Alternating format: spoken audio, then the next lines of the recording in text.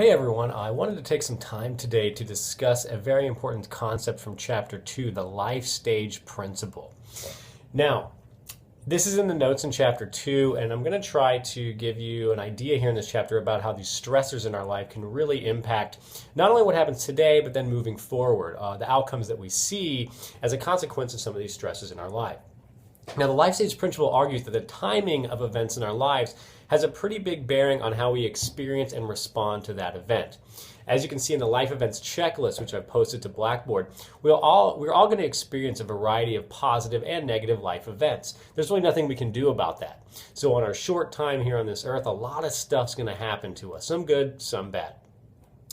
Although we all deal with and manage stress differently, our age certainly has a bearing on this type of behavior.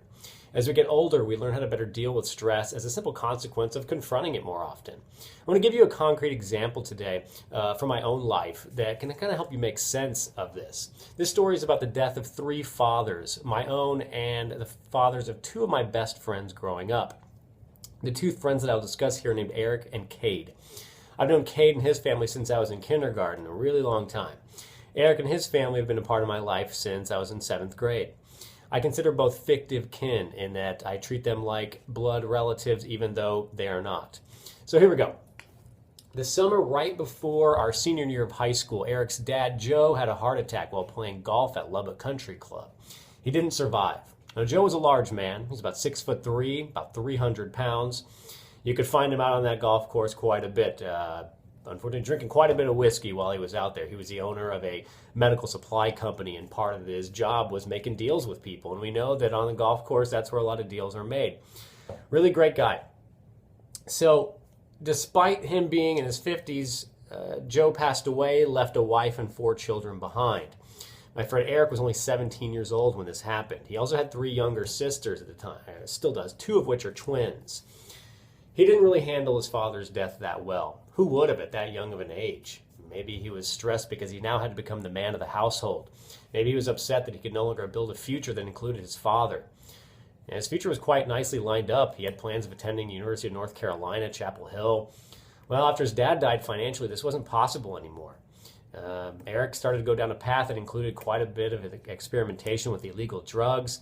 His religious philosophy kind of shifted quite a bit. He was believed in God for a while, pretty religious, and that kind of changed.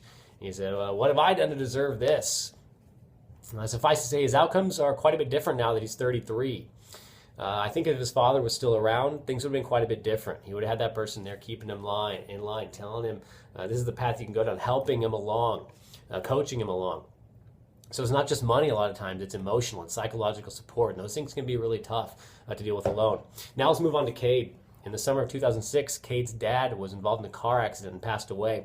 I was actually driving down the interstate in the opposite direction, and later learned the following day in the newspaper that I saw his dad actually crash. I didn't say it happened at the time, but that car I saw ran into a concrete pillar there on I-27 in Lubbock. Cade was only 23 years old at the time. He was also the oldest child in his family, and a younger brother and a younger sister. Cade didn't handle this very well either. He began drinking quite a bit more than he had previously. Again, he was attempting to escape a dismal situation. His dad was not very old and pretty good health. This was a tough one for all of us. Cade's dad, had taught us, had coached our baseball team for a number of years when we were younger. He loved baseball, just a great guy to be around, very positive energy all the time. Although Cade did manage to complete an undergraduate degree, life was pretty much different, quite a bit different after his dad died. He saw life as a little more unfair. He had more of a defeatist attitude. Didn't care about as many things as he did before. He was a little bit older than Eric when this occurred, so he was in a little bit better place, which meant he was able to finish his education, but then having to kind of take on, again, that man of the household can be very tough at that young of an age.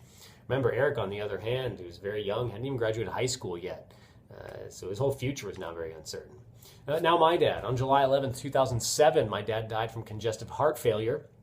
I was in Auburn, Alabama at the time working on my master's degree. This was 6 days before my 24th birthday when he passed. Very sudden, very unexpected.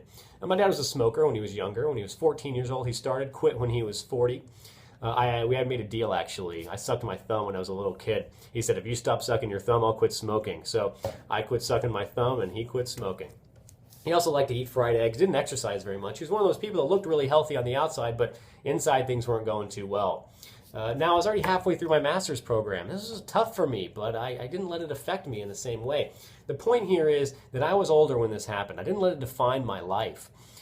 Seeing my other two friends and how they kind of responded and reacted to their dad's death, I kind of said, I'm not going to let that happen to me. I'm going to make sure that I'm able to continue on this path, positive path that I'm taking.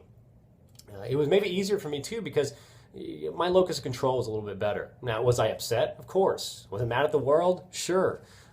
Did I drink more heavily afterwards? Yeah, I wanted to escape too. But I knew that I couldn't go down that path continually. I was a little bit better prepared to deal with this. So we can see here how the timing of these events in our lives can have a pretty big bearing on some of the outcomes we see afterwards.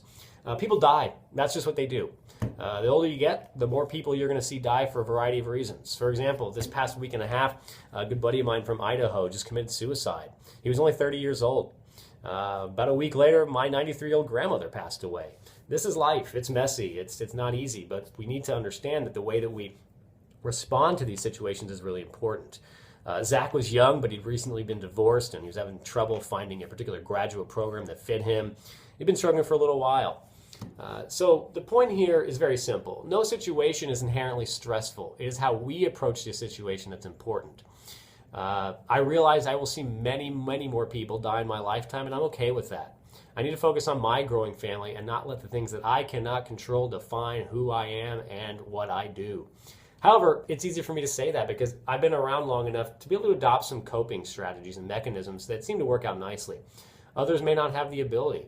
So please keep this information in mind as you're thinking about age, life events, and our aptitude for overcoming such issues.